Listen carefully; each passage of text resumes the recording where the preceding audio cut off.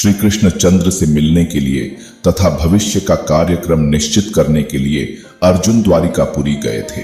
जब उन्हें गए कई महीने व्यतीत हो गए, तब एक दिन धर्मराज युधिष्ठिर को विशेष चिंता हुई। वे भीमसेन से बोले, हे भीमसेन, द्वारिका का समाचार लेकर भाई अर्जुन अभी तक नहीं लौटे और इधर काल की गति देखो, संपूर्ण भूतों में उत्पात होने लगे हैं, नित्य अपशकुन होते हैं, आकाश में उल्कापात होने लगे हैं और पृथ्वी में भूकंप आने लगे हैं। सूर्य का प्रकाश मध्यम सा हो गया है और चंद्रमा के इर्द गिर्द बारंबार मंडल बैठते हैं।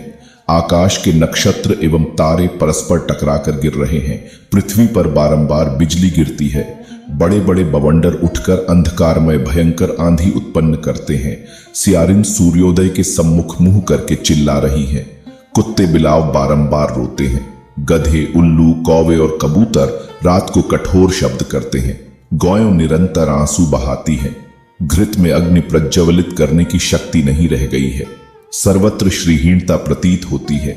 इन सब बातों को देखकर मेरा हृदय धड़क रहा है। न जाने ये अपशकुन किस विपत्ति की सूचना दे रहे हैं। क्या भगवान श्री कृष्णचंद्र इस लोक को छोड़कर चले गए या अन्य कोई दुखदायी घटना होने वाली है? उसी क्षण आतुर अवस्था में अर्जुन द्वारिका से वापस आए।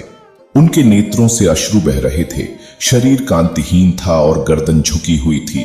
वे आते ही धर्मराज युधिष्ठिर के चरणों में गिर पड़े। तब युधिष्ठिर ने घबराकर पूछा, हे अर्जुन, द्वारिकापुरी में हमारे संबंधी और बंधु बांधव यादव लोग तो प्रसन्न है ना? हमारे नाना शूरसेन तथा छोटे मामा वसुदेव तो कुशल से है ना? हमारी मामी देवकी अपनी सातों बहनों तथा पुत्र पौत्रादि सहित प्रसन्न तो है ना? राजा उग्रसेन और उनके छोटे भाई देवक तो कुशल से है ना? प्रद्युम्न, अनिरुद्ध, सांब, ऋषभ आदि तो प्रसन्न है ना? हमारे स्वामी भगवान श्री कृष्णचंद्र उद्धव आदि अपनी सेवकों सहित कुशल से तो है ना? वे अपनी सुधर्मा सभा में नित्य आते हैं ना? सत्यभामा, रुक्मिणी, जामवंती आदि उनकी 16 सहस्त्र 108 पटरानियां तो नित्य ठन की सेवा में लीन रहती है ना?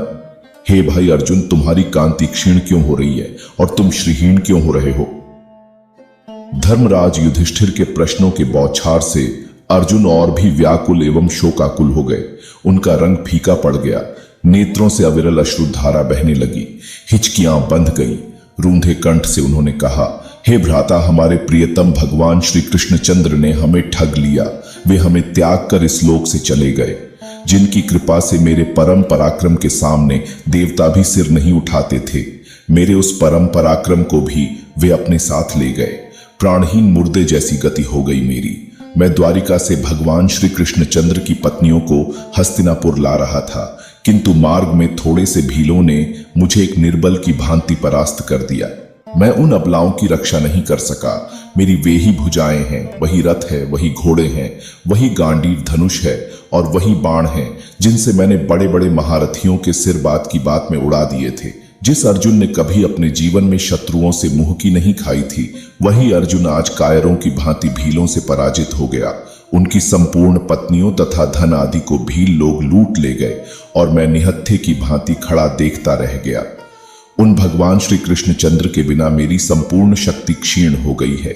आपने जो द्वारिका में जिन यादवों की कुशल पूछी है, वे समस्त यादव ब्राह्मणों के श्राप से दुर्बुद्धि अवस्था को प्राप्त हो गए थे और वे अति मदिरा पान करके परस्पर एक दूसरे को मारते मारते मृत्यु को प्राप्त हो गए।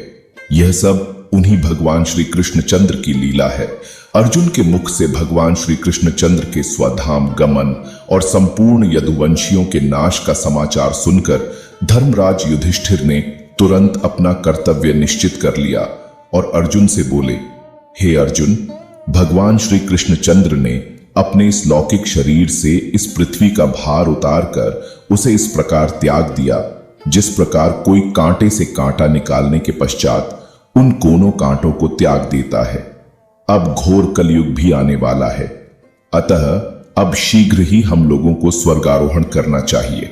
जब माता कुंती ने भगवान श्री कृष्णचंद्र के स्वधाम गमन का समाचार सुना, तो उन्होंने भगवान श्री कृष्णचंद्र में अपना ध्यान लगाकर शरीर त्याग दिया। धर्मराज युधिष्ठिर ने अपने महापराक्रमी पौत्र परीक्षित को संपूर्ण जम्बू द्वीप का राज्य देकर हस्तिनापुर में उसका राज्याभिषेक किया और शूरसेन देश का राजा बनाकर मथुरापुरी में अनिरुद्ध के पुत्र वज्र का राज तिलक किया।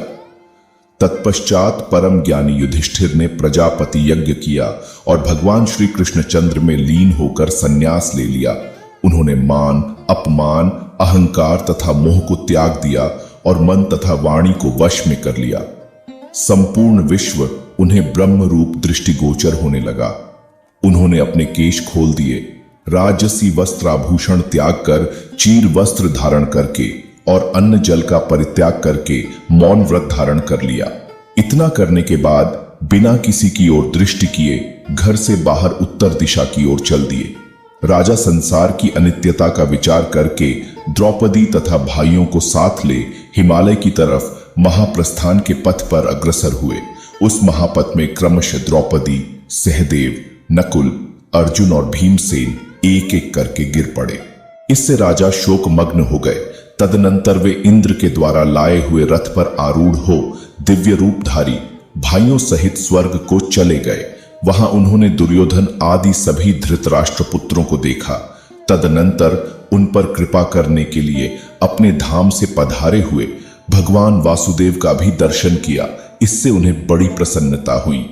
यह मैंने तुम्हें महाभारत का प्रसंग सुनाया है। जो इसका पाठ करेगा वह स्वर्गलोक में सम्मानित होगा।